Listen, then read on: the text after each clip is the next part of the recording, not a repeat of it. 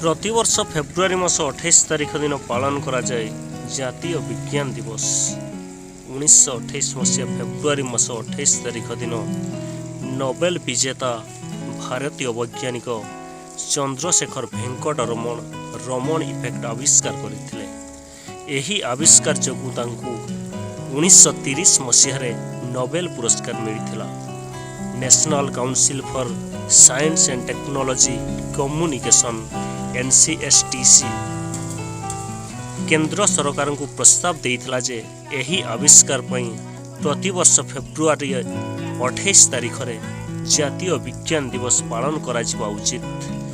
भारत सरकार एही प्रस्ताव को ग्रहण करी देश रे 1987 मसीहा ठारू फेब्रुआरी 28 तारिख को प्रतिवर्ष जातीय विज्ञान दिवस भावे पालन करी आसुअछि।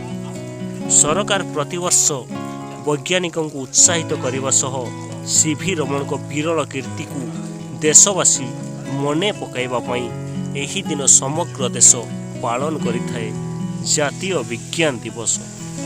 देश में विज्ञान प्रचार प्रसार कर लोकमानंक मनरू अंधविश्वास और कुसंस्कार दूर करबा होउची एहार उद्देश्य। एहा सहित छात्र छात्री मानंकु विज्ञान पढ़िबा प्रति आकृष्ट करिबा, साधारण भाव लोक मानंकु विज्ञान मनस्क करिबा होउची एहार अन्यतम लक्ष्य। एही दिन विभिन्न स्कूल कॉलेज विज्ञान अनुष्ठान गुड़िकरे विज्ञान संबंध रे विभिन्न आलोचना सेमिनार अनुष्ठित होइथाए।